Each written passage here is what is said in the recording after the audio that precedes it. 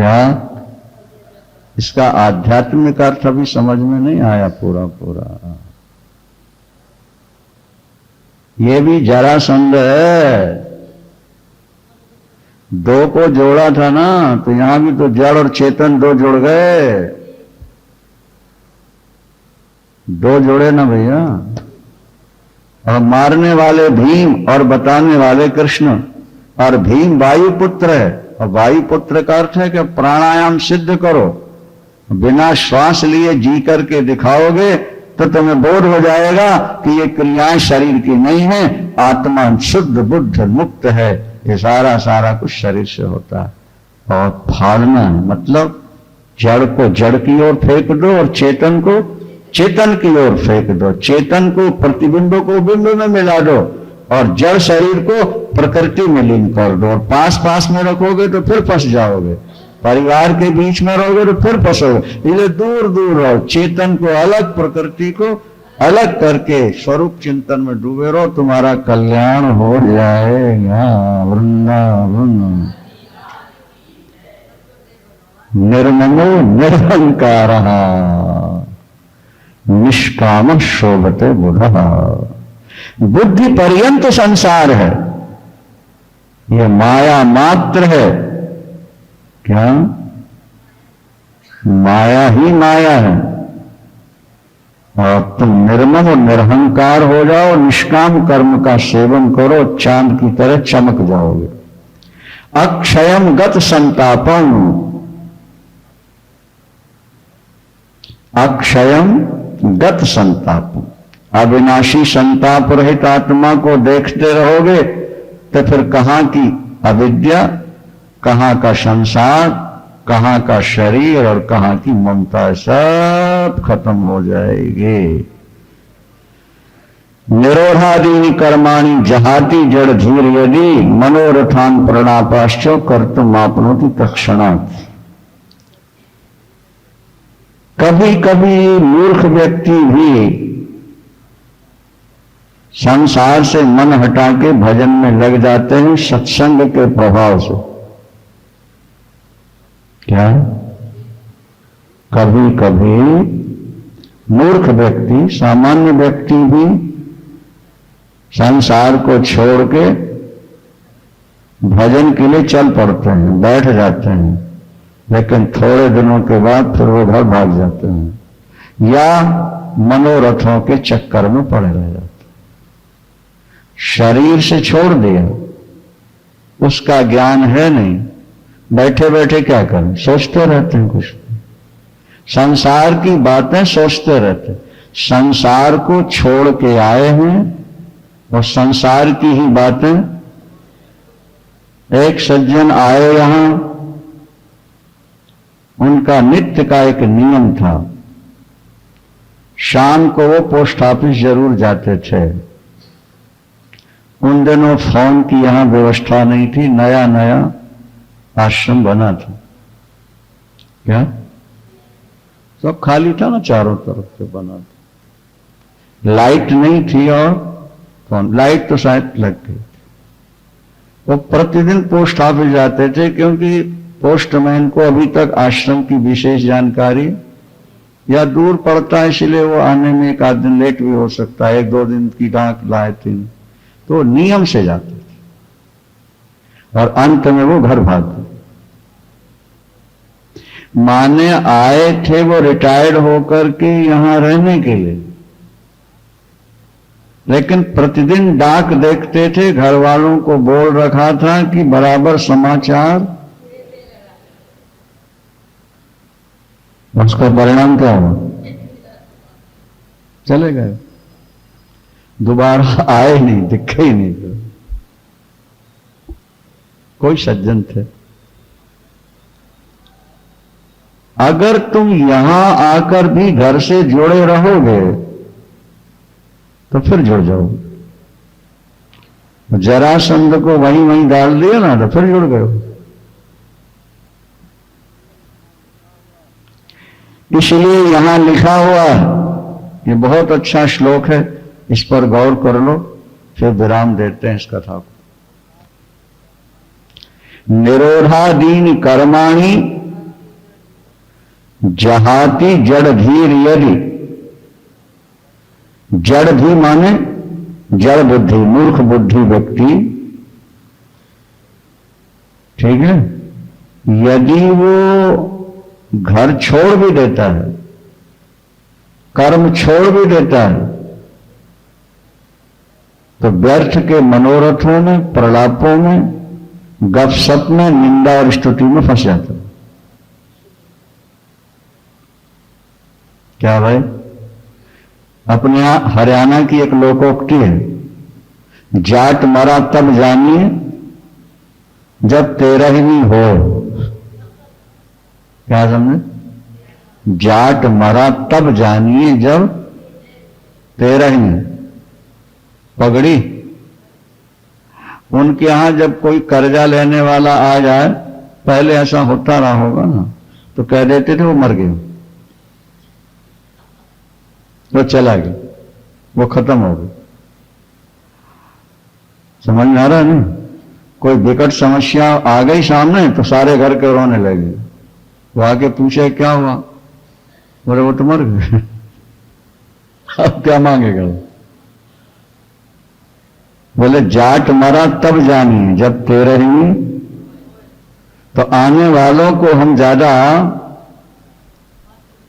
वो नहीं देते, उन पर ज्यादा विश्वास नहीं करते, क्योंकि अगर बुद्धि कमजोर है और तुमने घर के कर्म छोड़ दिए हैं तो तुम व्यर्थ के मनोरथों में घूमते रहोगे, क्योंकि अंदर मैटर तो अभी तैयार है नहीं चिंतन वाला।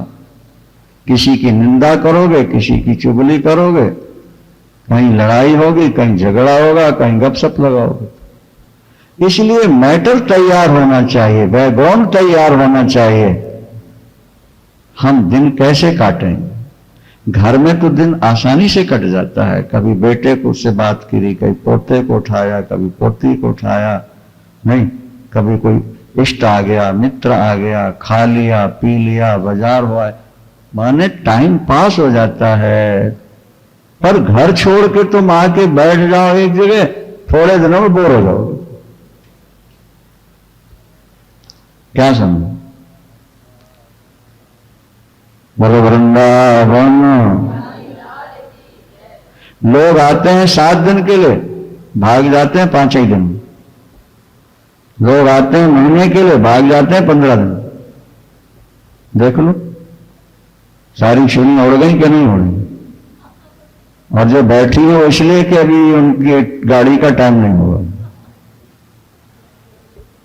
आ जाना जितना सरल है, रुक जाना उतना ही कठिन है। घर का काम छोड़ करके निंदा चुगली से बच जाना, व्यर्थ के मनोरथों से बच जाना उतना ही कठिन है। बैकग्राउंड तैयार होगा तो फिर आत्मानंद में मस्त रहोगे, पूजा पाठ कथा कीर्तन में मस्त रह जाओगे। और वो बैकग्राउंड तैयार नहीं तो बैठे बैठे क्या करोगे? बोर होगे, भाग जाओगे। देखो क्या लिखा है, निरोधादीनि कर्माणि जहाति जड धीर यदि मनोरथान प्रलापाश्च कर्तुम आपनोति तत्क्षणात्। वहां छोड़ दिया और यहां फंस। गंदी मछली जहां जाएगी ना, वहीं पानी गंदा करेगी, वहीं पानी गंदा करेगी। उसका स्वभाव है पानी गंदा करने का। पहले घर में लड़ते रहे, आश्रम में आए, यहां लड़ना शुरू कर। इसलिए बैकग्राउंड तैयार होना चाहिए। पहले इतनी साधना और सरलता नहीं, मस्त बात करें तो मीठा, व्यवहार करें तो मीठा। सेवा कर रहे हैं, बोले ये भी भजन है। सेवा करना भी भजन है, क्योंकि घर का काम करते थे तो उसमें अर्थ का ध्यान था कि भाई इस श्रम से हमें ये मिलेगा परिवार के लिए। और यहां आ गए तो अब यहां से तो कुछ लेना नहीं है, अब तो ये जो सेवा हो रही है निष्काम हो रही है, तो निस्वार्थ हो रही है। अब तो ईश्वर को पाने की इच्छा लेकर आए हुए हैं, फिर तो मिल जाएगा। और नहीं तो घर के काम छोड़ दिए तो मनोरथों में गपशप में फंस गए, और जिंदगी बर्बाद हो जाती है। इसलिए बाहर आओ, घर के काम छोड़ना है तो फिर गलत बातों में फंसना नहीं। एक एक क्षण का सदुपयोग करते हुए परम पिता परमात्मा में वृत्ति लगा के रखना, स्वरूपनिष्ठ होकर जीना, तुम्हारा जीवन सफल हो जाएगा। क्या घर छोड़ना जरूरी नहीं है, आसक्ति छोड़ना जरूरी है। क्या महामूढ़ता छोड़ दो, अज्ञान और भ्रांति छोड़ दो, बाकी तो पूरा का पूरा ज्यों का त्यों जहां का तहां विराजमान है। पूर्णमदः पूर्णमिदं पूर्णात् पूर्णमुदच्यते पूर्णस्य पूर्णमादाय पूर्णमेवावशिष्यते। ये कथा हरिद्वार की थी, वृंदावन की नहीं। वृंदावन तो भक्ति प्रधान स्थान है, नहीं। लेकिन ठाकुर ने ऐसा क्यों किया? अष्टावक्र गीता की रिकॉर्डिंग वृंदावन में ही क्यों कराई, ये तो वही जान सकते हैं, अपन नहीं समझ पा रहे हैं। ठीक भी है, ज्ञान और वैराग वृंदावन में वृद्ध थे तो भागवत हरिद्वार में सुनवाई नहीं, और यहां भक्ति और प्रेम भरा हुआ है, इसलिए ज्ञान वैराग यहां सुनवाया। वो जो करते हैं वो अपने ढंग से ठीक ही कर रहे हैं, अपन तो उनके इशारे पर चलने वाले हैं। जो हो रहा है वो बहुत बढ़िया हो रहा है। वृंदावन 72वां श्लोक है।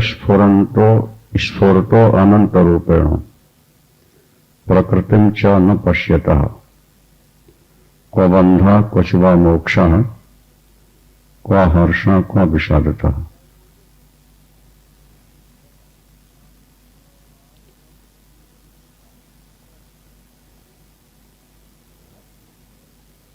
अनंत रूपों में स्फुरित हो रही है प्रकृति माया, इसको न देखते हुए ज्ञानी के लिए न कोई बंध है, न मोक्ष है, न हर्ष है, न विषाद है।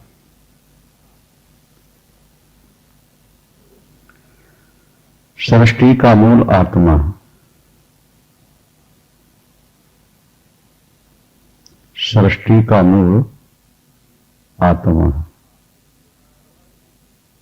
आत्मा में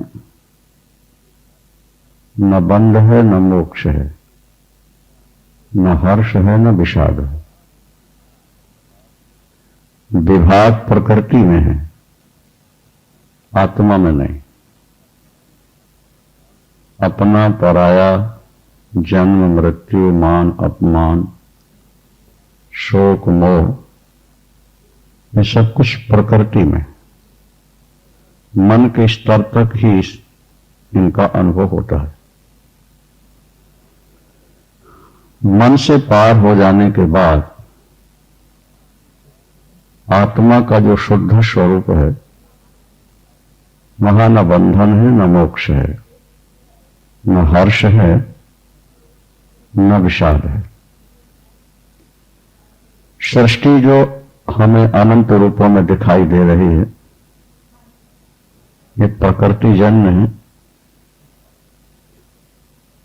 माया रूप है। और प्रकृति परमात्मा से ही प्रकट होती है। जैसे स्वप्न हमारे अंदर से ही प्रकट होता है, हमसे भिन्न स्वप्न की कोई सत्ता नहीं। हम हैं तो स्वप्न है, और हम नहीं हैं तो स्वप्न नहीं है। हम एक हैं, स्वप्न के दृश्य अनेक हैं। एक से ही अनेक प्रकट हुए। जैसे बीज एक होता है, बीज में विभाग नहीं किया जा सकता। यदि हम बीज को विभाजित करेंगे तो बीज का मूल रूप समाप्त हो जाए। बीज एक अविभाज्य इकाई है, उसे विभाजित नहीं किया जा सकता। जैसे धान है, चावल और छिलका है, अगर हम छिलके को हटा देते हैं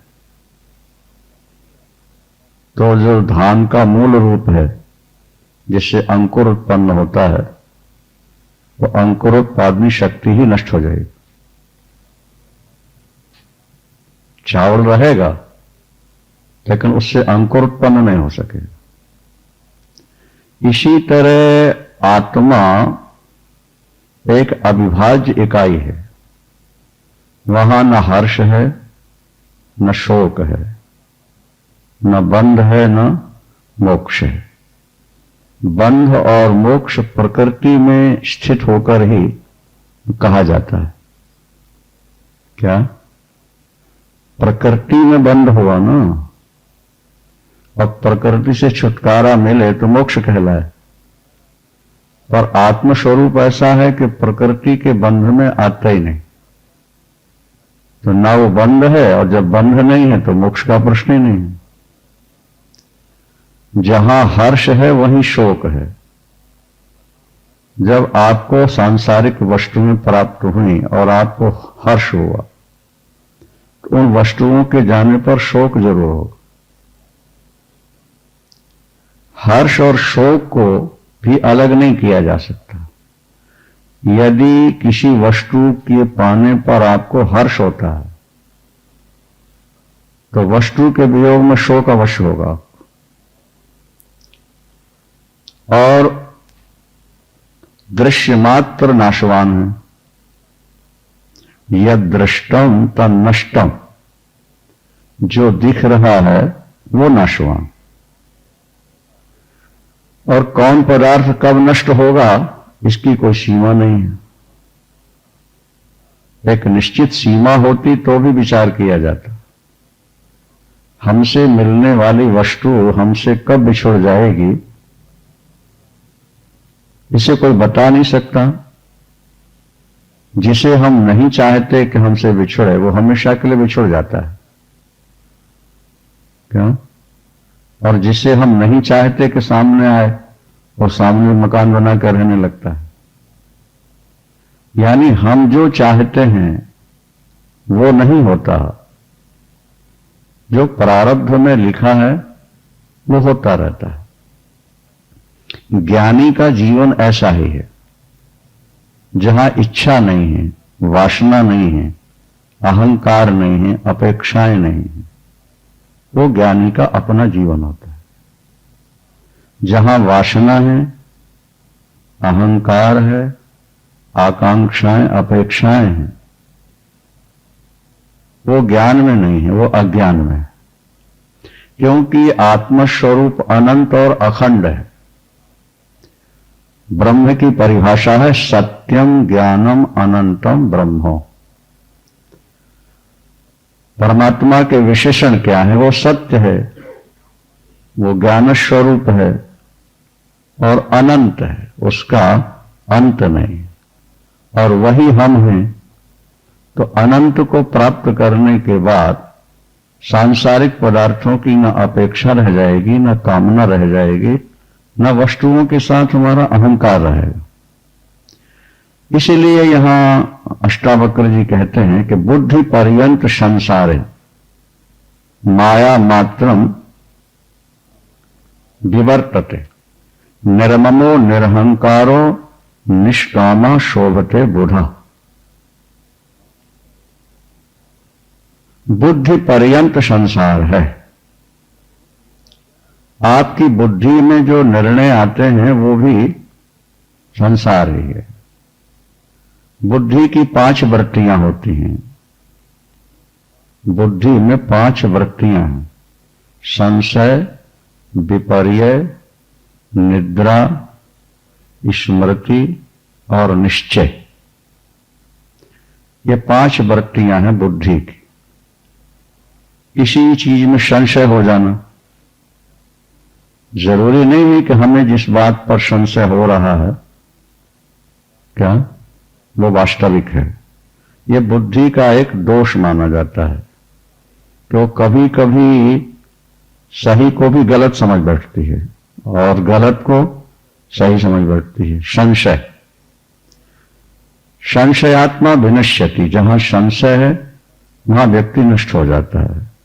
विपर्यय का मतलब है गलत निर्णय हो जाना।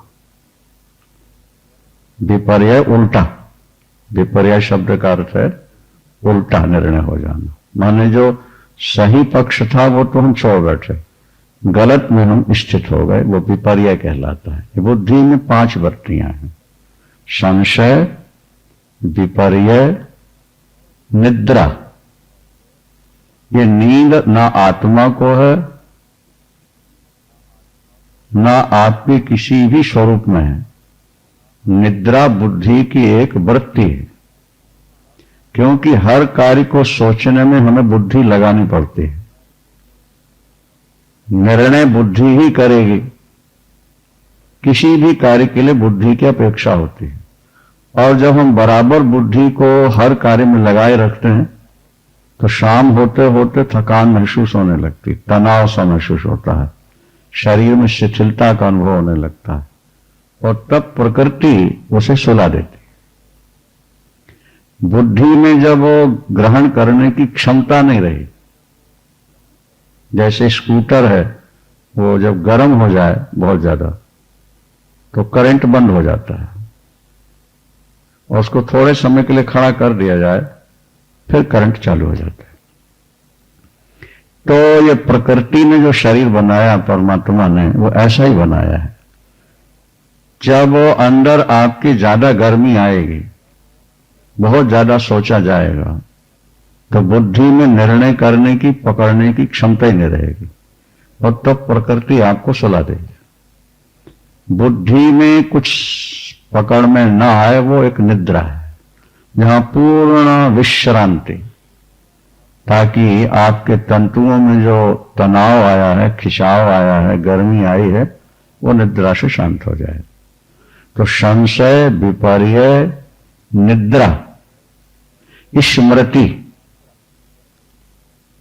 किसी बात को हम सुन लें, पढ़ लें, देख लें और वो कभी न भूले, वो स्मृति कहलाती है।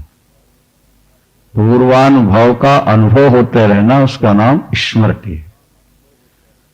कुछ लोगों की बुद्धि ऐसी होती है कि पहले जो सुना देखा, थोड़ा समय बाद उसको भूल जाती है।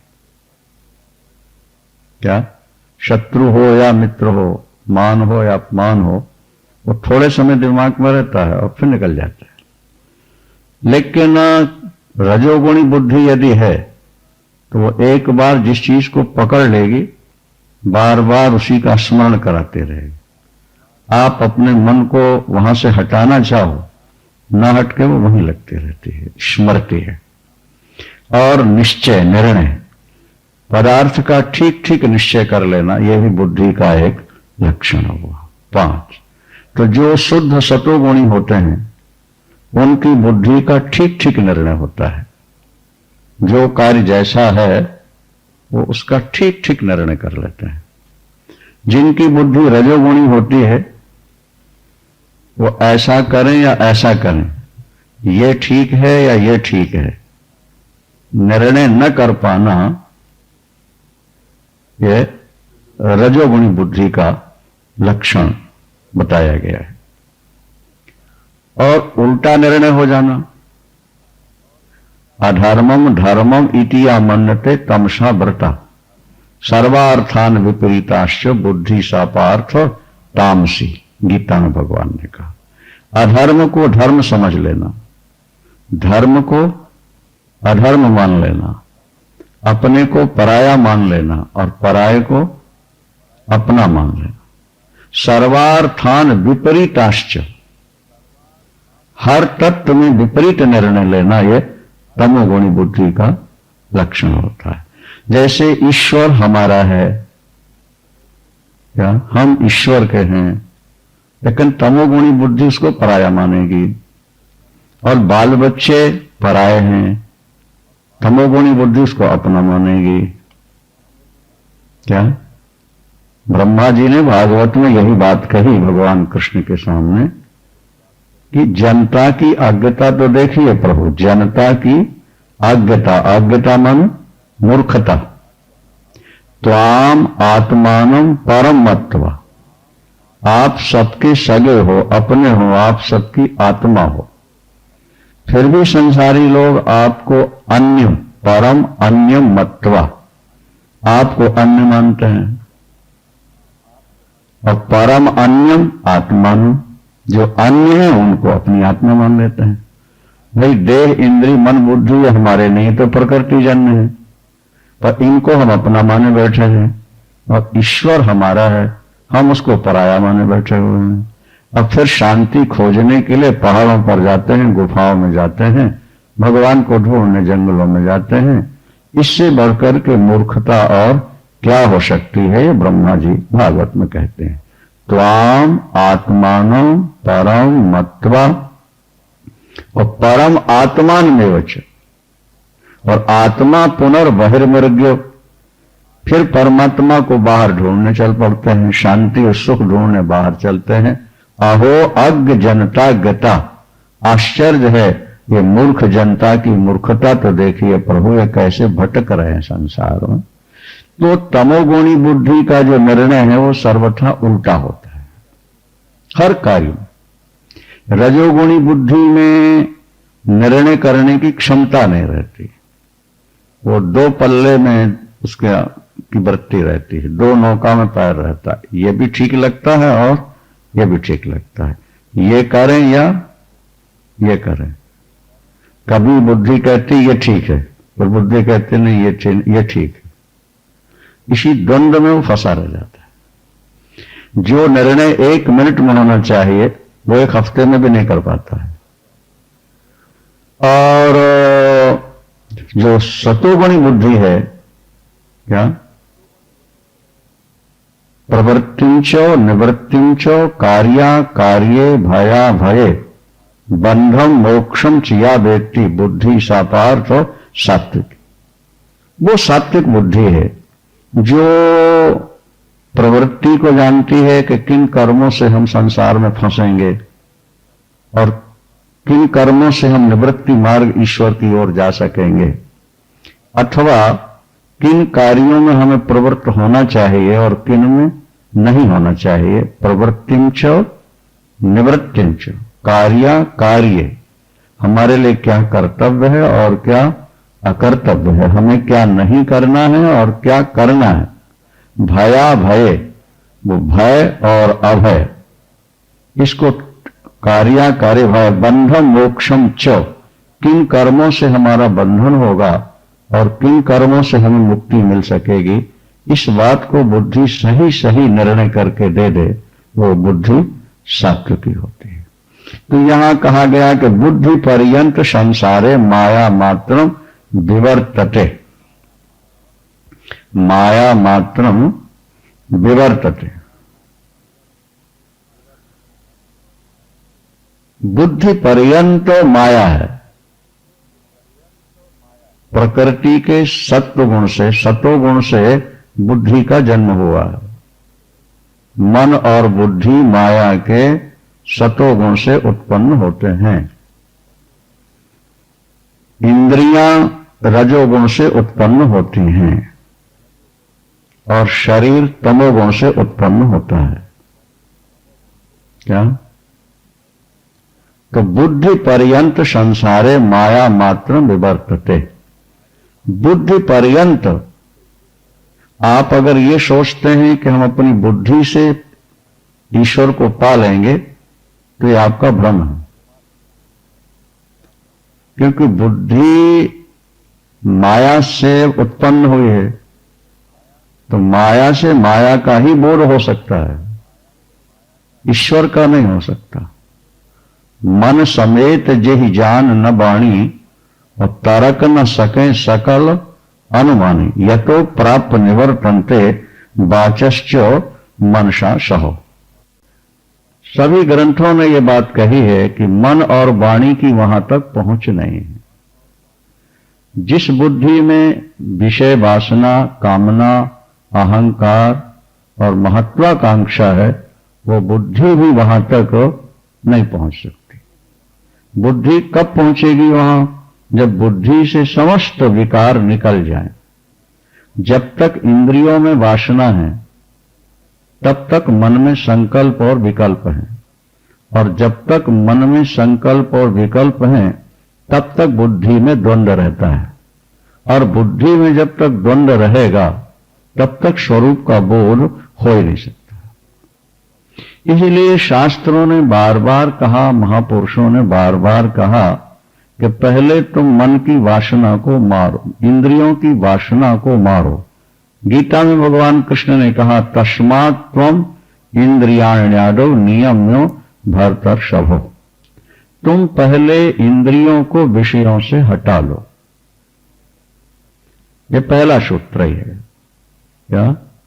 अष्टावक्र जी ने जो प्रवचन प्रारंभ किया, उपदेश, जनक जी के 3 प्रश्न थे। क्या? कि ज्ञान क्या है, स्वरूप क्या है, और संसार से मुक्ति कैसे हो। तो उन्होंने उत्तर में कहा कि यदि तुम ज्ञान चाहते हो, आत्मा का दर्शन चाहते हो, पहला उपदेश है उनका कि मुक्तिम इच्छसि चेत तात।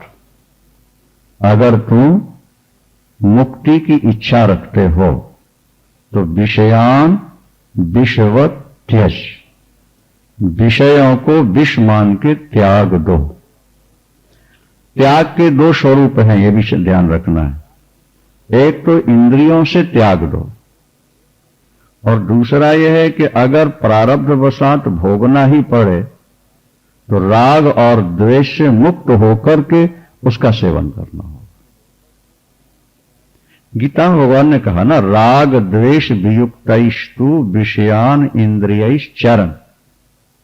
राग द्वेष वियुक्तैस्तु विषयान इंद्रियैश्चरन्। इंद्रियों के द्वारा अगर विषयों का सेवन करना ही पड़े तो राग और द्वेष के बिना सेवन करना, तो तुम्हारी बुद्धि स्थिर रहे। और अगर तुम्हारे मन में किसी के प्रति राग है और किसी से द्वेष है तो बुद्धि स्थिर रह नहीं सकती। इसलिए उनका पहला श्लोक है अष्टावक्र गीता में, मुक्तिम इच्छस चेत तातो। अगर तुम मुक्ति चाहते हो तो विषयों को विष मान के त्याग दो। स्लो पॉइजन है ये विषय। इन विषयों का मारा व्यक्ति ना तो चैन से जी सकता है, ना चैन से मर सकता है, ना दिन में चैन है, ना रात्रि में चैन। इसके लिए मुक्तिम इच्छसि चेता तो विषयान विषवत त्यज। क्षमार्जव दया तोष। क्षमा, सरलता, दया, संतोष, सत्य, इनको अमृत मान के स्वीकार करो। अगर विषय विष हैं तो क्षमा, दया, संतोष, सरलता और सत्य ये अमृत। क्या? वेद भगवान ने भी यही बात कही, मृत्यु और मां अमृतम गमय। तू मृत्यु की ओर मत जा, जाना है तो अमृत की ओर जा। तो विषय मौत है और परमात्मा अमृत है। जो न मरे उसको नामृतम इति अमृतम, जो न मरे उसका नाम अमृत होता है। यद्यपि अमृत शब्द रूढ़ हो गया जो देवता पीते हैं उसमें, लेकिन ऋग्वेद में परमात्मा को अमृत कहा है। अमृतस्य पुत्राः,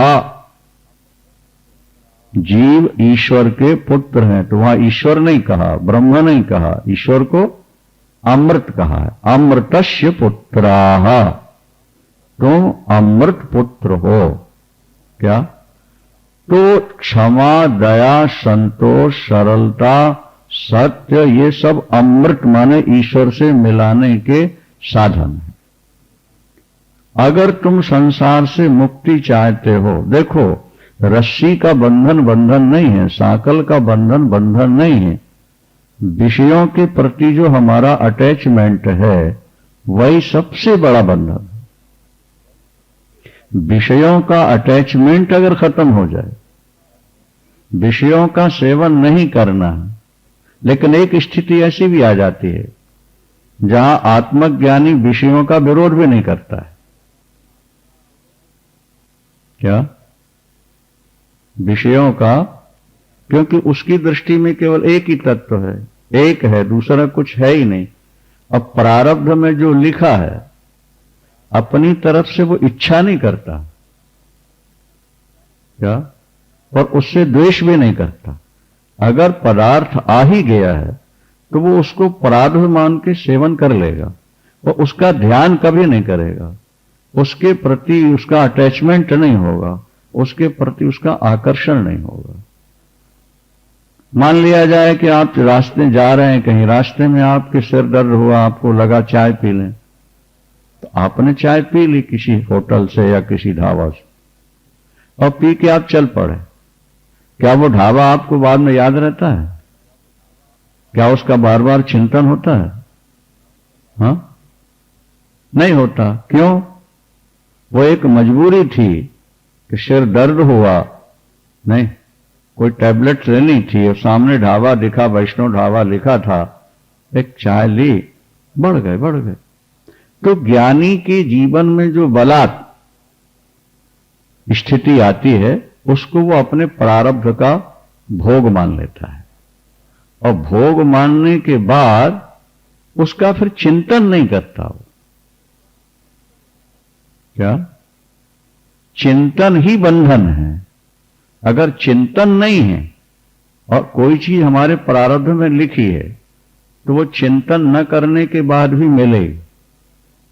ऐसा उदाहरण दे रहे थे कि भाई आजकल के बाबू लोग दाढ़ी मूछ नहीं चाहते, प्रतिदिन प्रातःकाल सफाई करते हैं, और जब से होश संभाली वृद्ध हो गए, प्रतिदिन यही कहते हैं भगवान हमें नहीं चाहिए।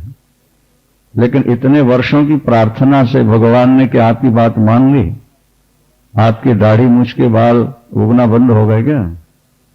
बोलो, नहीं हुए। जो होना है वो होना है। मुसलमान खतना कराते हैं, बच्चा पैदा हुआ, अपने जैसे कान छेदते हैं ऐसे वो इंद्री की चमड़ी कटा देते हैं। 1400 वर्ष हो गया कटाते हुए, और जो बच्चा पैदा होता है क्या वो वैसे ही होता है।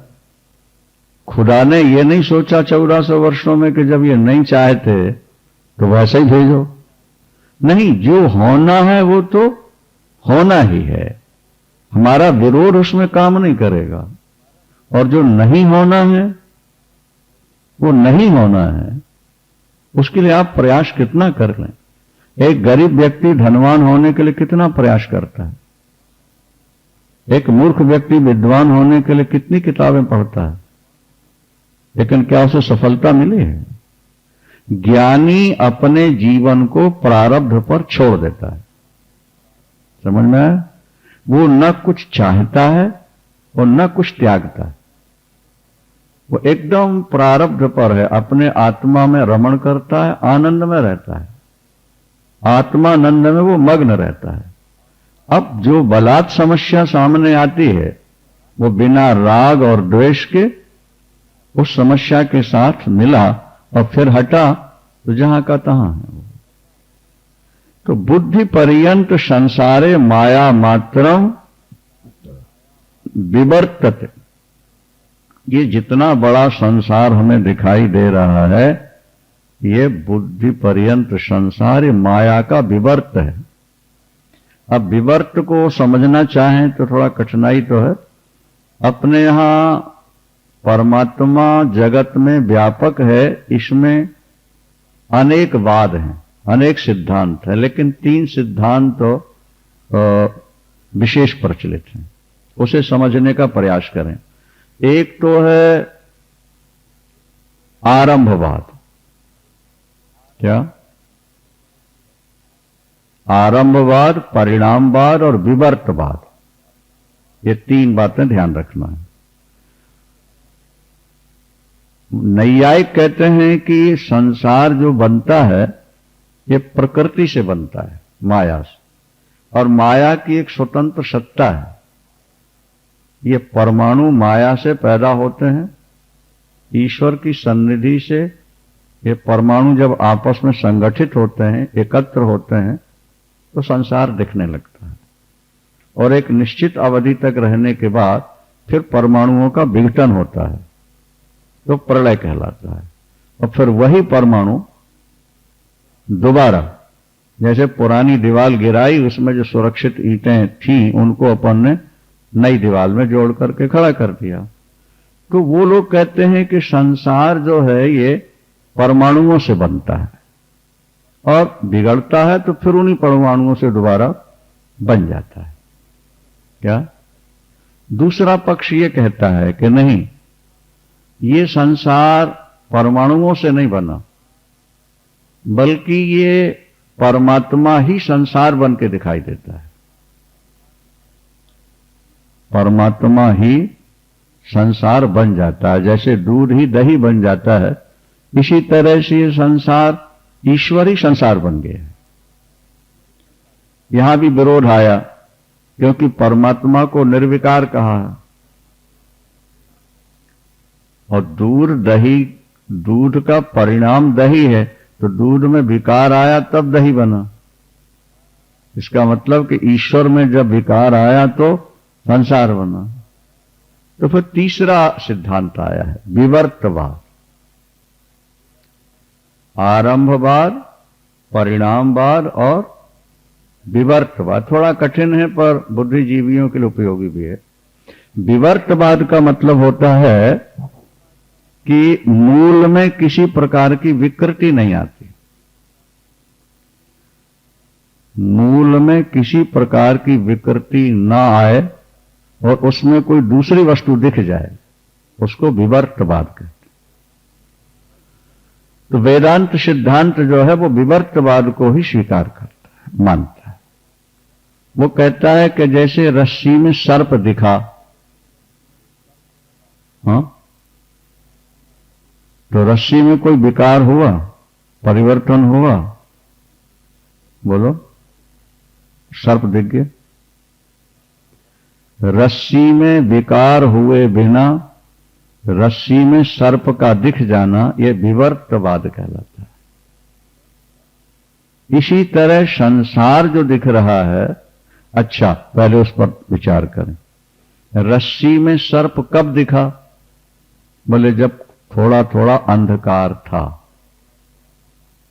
पूर्ण प्रकाश में कभी रस्सी में सर्प नहीं दिखता समझदार को, लेकिन मंद अंधकार हो तो बड़े बड़े समझदारों को भी सर्प की भ्रांति हो। मान लीजिए टेढ़ी मेढ़ी रस्सी पड़ी है तो कोई मान लेगा कि भू छिद्र है, माने दरार है जमीन की, कोई मानेगा माला है, कोई कहेगा पानी की धारा है, तो कोई कहेगा सर्प है। माला, भूछिद्र, धारा, सर्प, ये अनेक। पर वहां मूल रस्सी में कोई विकार आया? दर्शकों में अनेक भ्रांतियां हुई। किसी ने कहा टेढ़ी मेढ़ी माला पड़ी है, तो किसी ने कहा पानी की धारा है, तो किसी ने कहा भूछिद्र है माने दरार है, तो किसी ने कहा सर्प है। तो ये 3-4 सिद्धांत आ गए, लेकिन रस्सी में न माला है, न धारा है, न भूछिद्र है, न सर्प है। जैसे हम प्रकाश लाए, रस्सी की रस्सी है जहां की तहां, अंधकार ने रस्सी में सर्प दिखा दिया।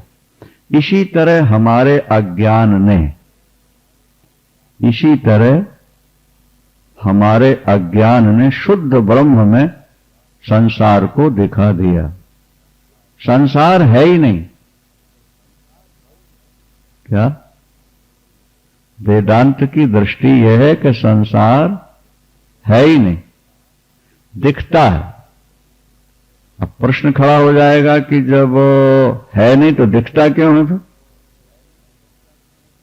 ऐसा कोई उदाहरण दीजिए कि जो ना हो और दिखे। बोले स्वप्न। स्वप्न का जगत होता है? आपके अंदर आपको छोड़कर और कुछ है नहीं। फिर आपको नदी, पहाड़, समुद्र, व्यक्ति, वस्तुएं बहुत सारी दिख गई। तो एक में जो अनेक दिखे ये किसका चमत्कार था? बोले स्वप्न का। एक आत्म तत्व में स्वप्न के अनेक दृश्य दिखे, ये चमत्कार किसका था? स्वप्न का। इसी तरह शुद्ध ब्रह्म में जो जगत दिखाई दे रहा है, ये किसका चमत्कार? बोले अज्ञान का, माया का। अंधकार न हो तो रस्सी में सर्प की भ्रांति, माला धारा भू छिद्र की भ्रांति नहीं हो सकती। इसी तरह हमारे अंदर यदि पूर्ण प्रकाश हो तो फिर संसार दिखेगा नहीं, संसार एकदम गलित हो जाएगा। जैसे जमा हुआ घी होता है, कढ़ाई में डालते हैं और जैसे उसमें नीचे से गर्मी लगती है तो वो घृत पिघलते पिघलते जो उसका ठोस पना है वो समाप्त हो जाता है। बर्फ पिघलते पिघलते उसमें जो ठोस पना था, सॉलिड पना था, वो खत्म हो जाता है। इसी तरह ये संसार जो हमको ठोस सॉलिड नजर आ रहा है, ये है नहीं है, ये तो केवल अज्ञान ने हमको ऐसा दिखा रखा है। जैसे जैसे ज्ञान होगा ये संसार वैसे ही पिघलेगा, जैसे घी पिघल जाता है, जैसे बर्फ पिघल जाता है। फिर केवल चिन्ह मात्र, चिन्मय तत्व ही आपकी दृष्टि में रह जाएगा, संसार नाम की वस्तु नहीं रहेगी। संसार दिखेगा लेकिन उसमें संसार की भ्रांति नहीं होगी, उसमें सत्यता की भ्रांति नहीं हो सकती है। दूसरा उदाहरण लीजिए, आकाश नीला नहीं है।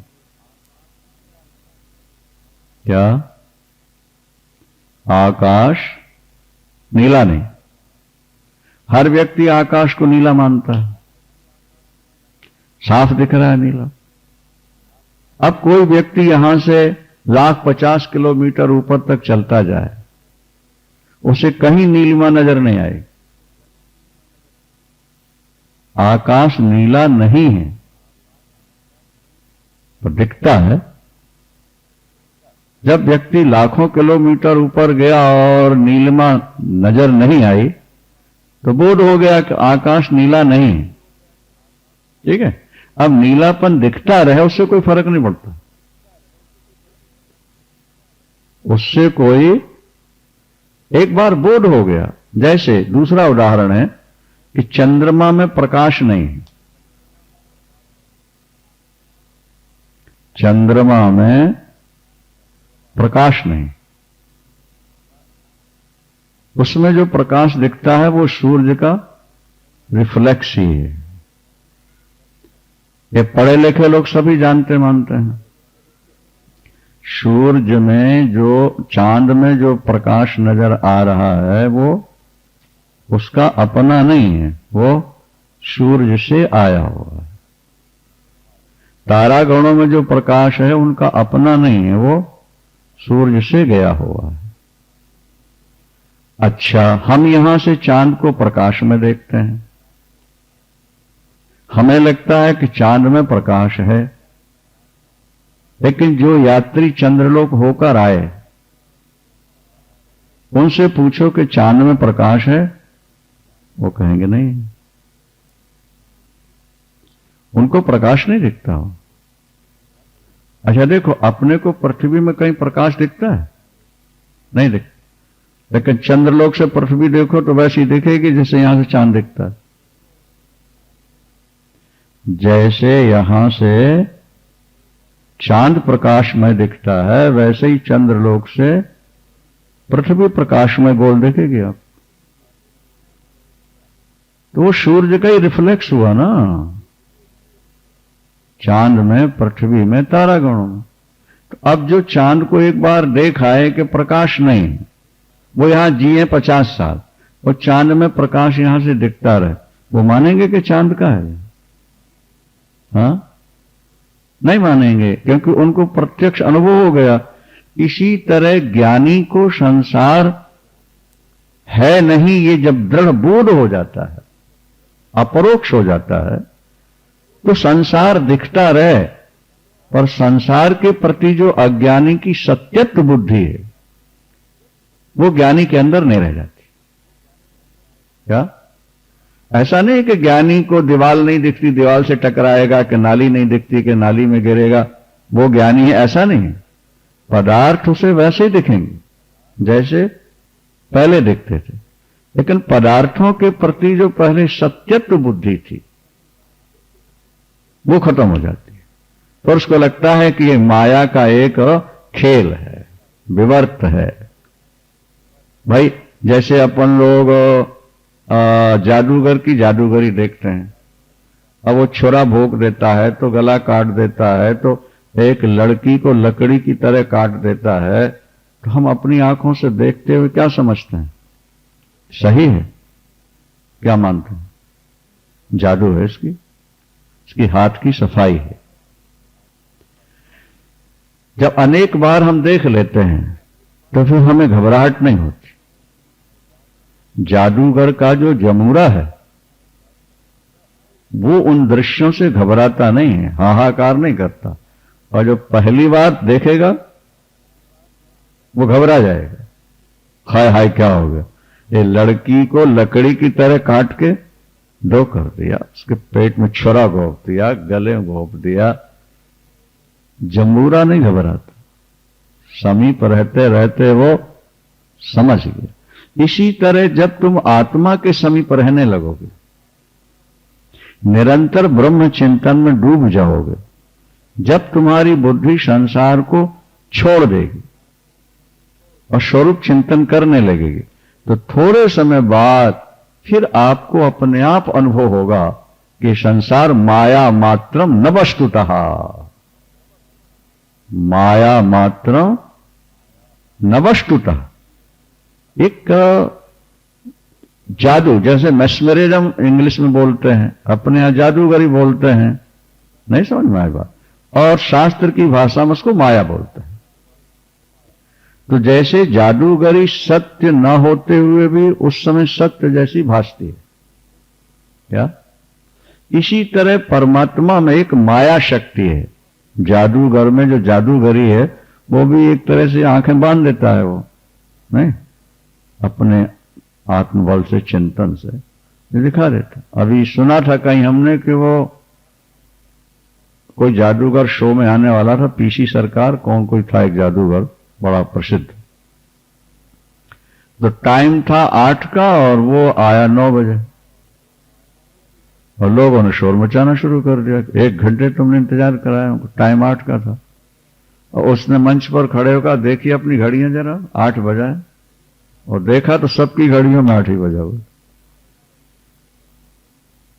सबकी घड़ियों में 8 बजा, सब चुप हो गए, चल पड़ा खेल, फिर वही टाइम हो गया पुराना। तो कहने का मतलब यह है कि जैसे जादूगर अपने सिद्धि के द्वारा नहीं, संयम के द्वारा वो 9 को कह दिया 8, तो 8 दिखने लगे, 8 को कह दिया 9 दिख जाए, वो वास्तविक नहीं। इसी तरह परमात्मा में एक माया शक्ति है। माया को न सत कहा गया, न असत कहा गया, न सत और असत कहा गया, इसको अनिर्वचनीय नाम दिया वेदांत। क्या? अनिर्वचनीय, क्योंकि सत होगी तो निवृत्त नहीं हो सकती कभी, और असत होगी तो खापुष्प बंध्या पुत्र की तरह की कोई सत्ता ही नहीं होनी चाहिए थी। सत और असत कहते हैं तो आधा सत आधा असत, ये भी नहीं बनता है। तो अंत में वेदांत ने शब्द दे दिया अनिर्वचनीय। अनिर्वचनीय का मतलब जो वाणी में आ न सके, वचन में ना आए, उसका नाम अनिर्वचनीय। माया से, वाणी से जिसका निर्वचन ना हो सके, व्याख्यान ना हो सके, क्या वो एक ऐसा तत्व है, एक ऐसी जादू है परमात्मा की ये माया शक्ति। सो जाने जेहि देहु जनाई, सो जाने जेहि देहु जनाई, और जानत तुम्हें तुम्हें हो जाए। रामायण में तुलसीदास जी ने भी लिखा, वह जानता है जिसे ईश्वर जना देता है, और जो जानता है फिर वो उससे पृथक नहीं रहता, फिर वो वही हो जाता है। सो जाने जेहि देव जनाई, और जानत तुम ही हो जाए, वो वही हो जाता है।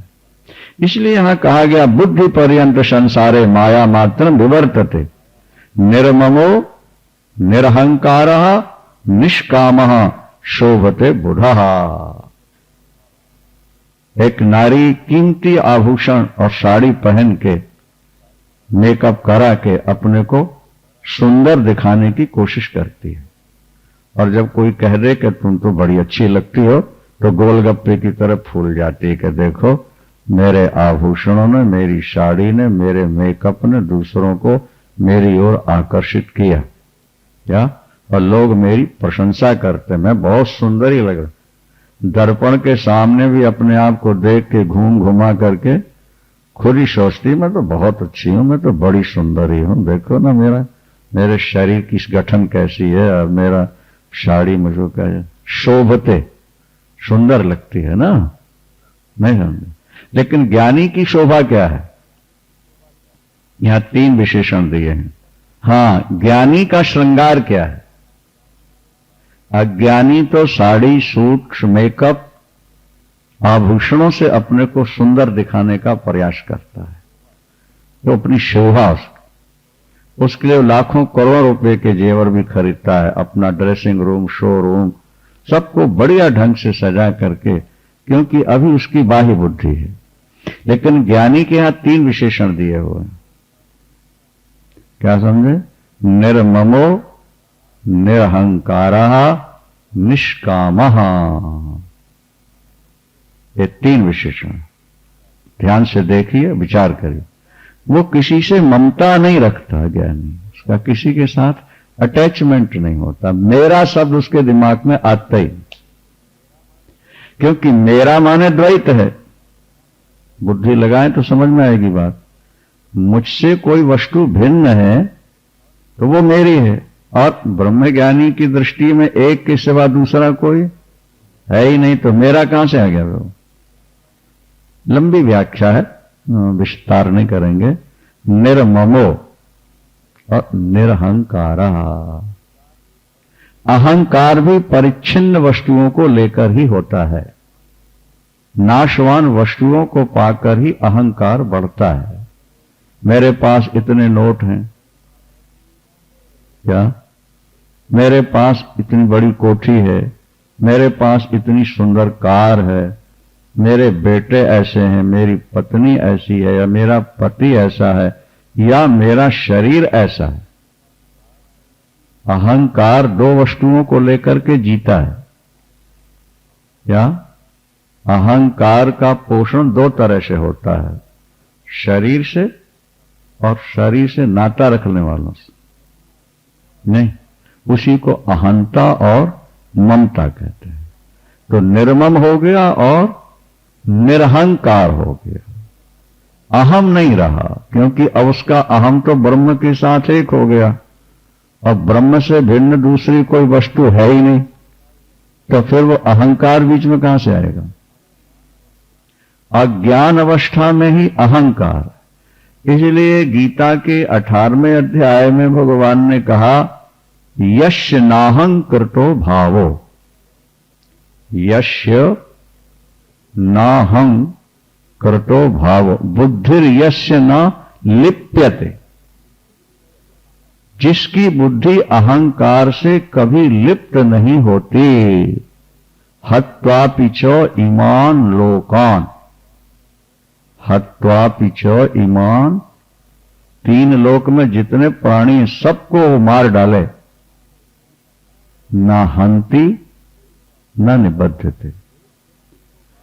एक व्यक्ति को मारकर व्यक्ति नरक भी जाता है और जेल भी जाता है, लेकिन निरहंकारी व्यक्ति सारे संसार के व्यक्तियों को मार दे, त्रैलोक में जितने प्राणी सबको मार दे, फिर भी न तो वो हनन क्रिया का करता है और न बंधन में आता है।